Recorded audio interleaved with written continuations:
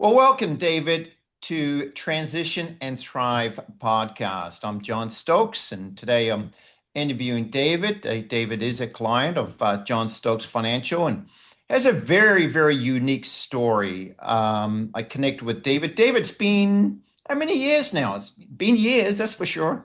With you, at least two. 2 years, okay. Well, Yeah. what's that saying? When you're having fun, time flies, or something the other way around. Yeah, exactly. David, thank you for your participation today. I look forward to speaking with you about your transition. And let's just tell our audience kind of like, well, actually, how we met. Yeah, sure. Well, thank you for the opportunity. It's great to speak with you and have a chance to tell my story if Yeah. it's interesting to anybody. But we met because the company that I was going working for was having some downsizing. I was impacted, and as part of the program and the um, programs that they offer and resources that they make available. Great company, very generous. Was a meeting to attend one of your seminars.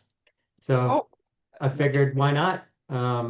Because there's no harm in getting life advice and hearing about maybe some aspects of transition and retirement or career change that I haven't considered yet. So I jumped on one, and it was very insightful.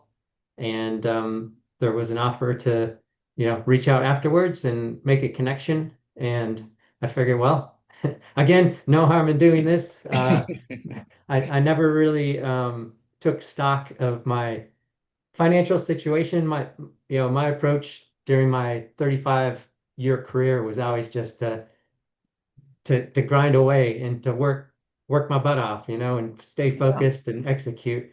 And I never really gave much thought into a grand plan or master plan. I just, saved as much as I could. I always contributed to the 401k and the stock programs that were offered and try to maximize that without really paying attention to it. Yeah.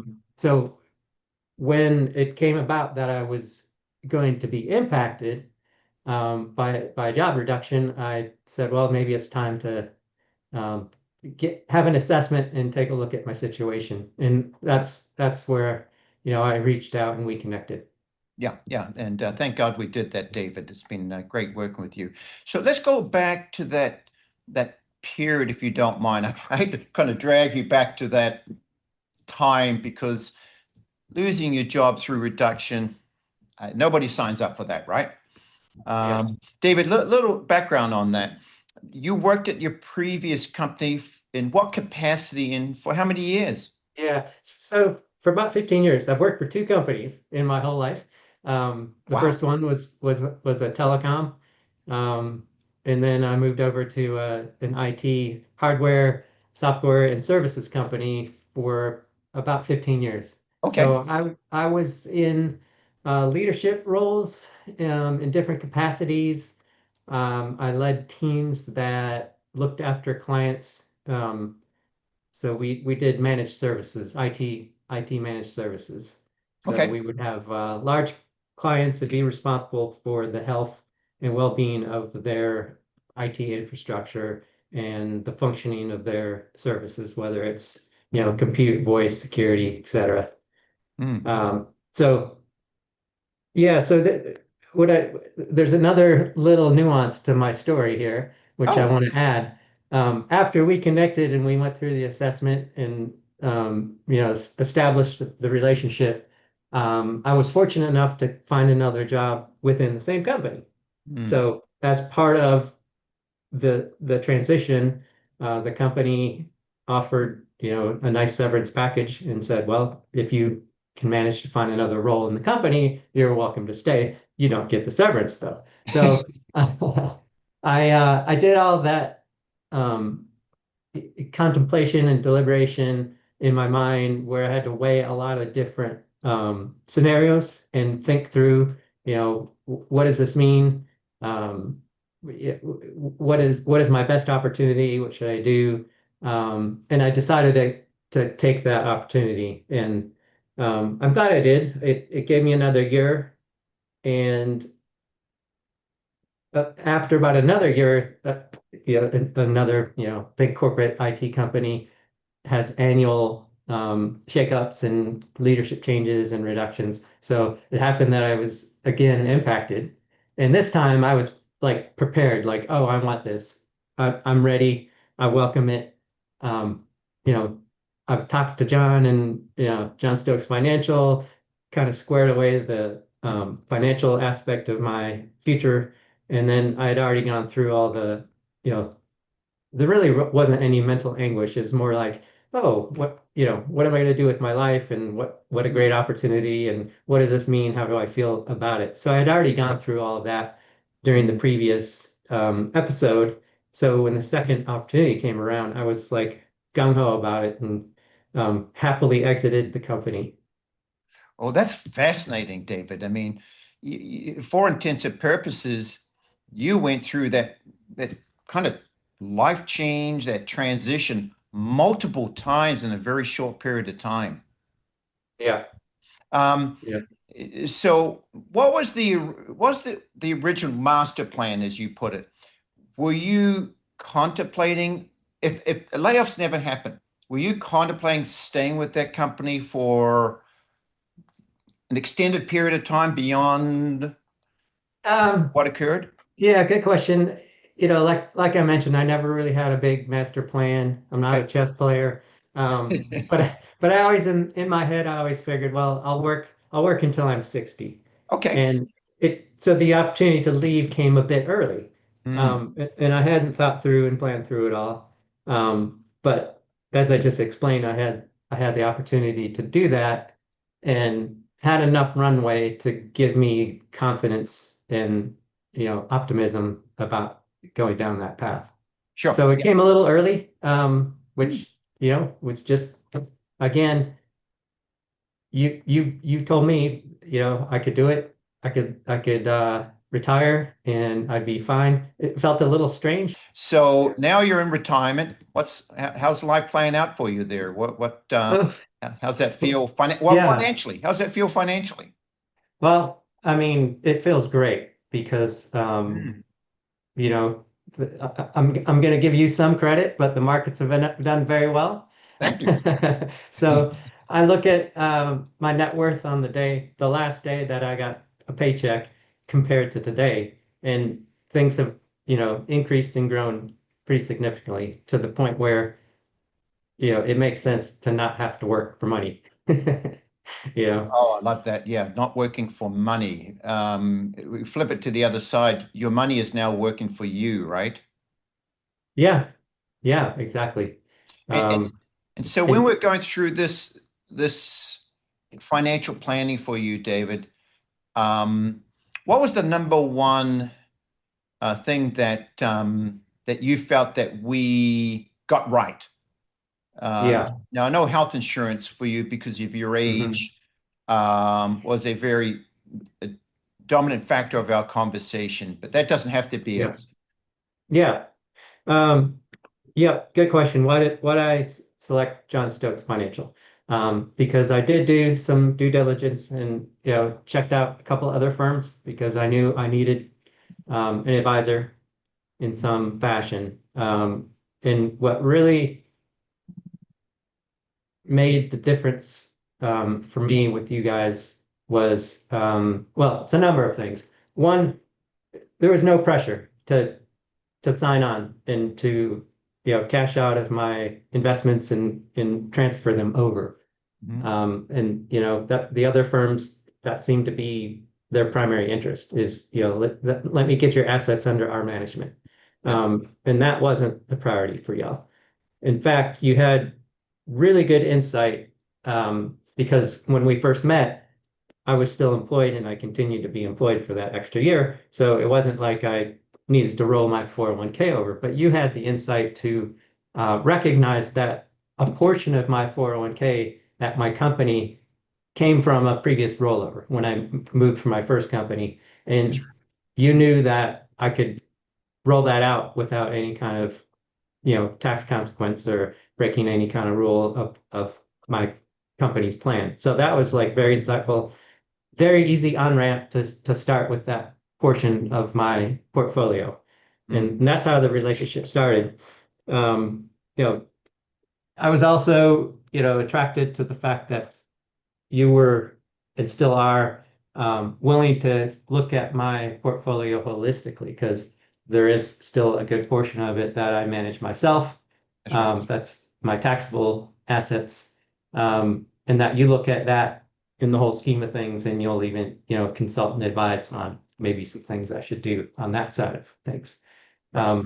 And then, of course, the fact that you serve your clients not just from a financial perspective for the assets that you manage, but also, with life guidance on, how to navigate health insurance, like you said, how to minimize taxes and, optimize any other kind of situation and program that might be available to me. So Yeah. that, is very valuable and appreciated. No, you're right, David. You used the word holistic. Um, Talk to me a little bit more about that too, so our listeners kind of understand where you're coming from with that. It's certainly a term that we use internally, right? But what does that mean to you?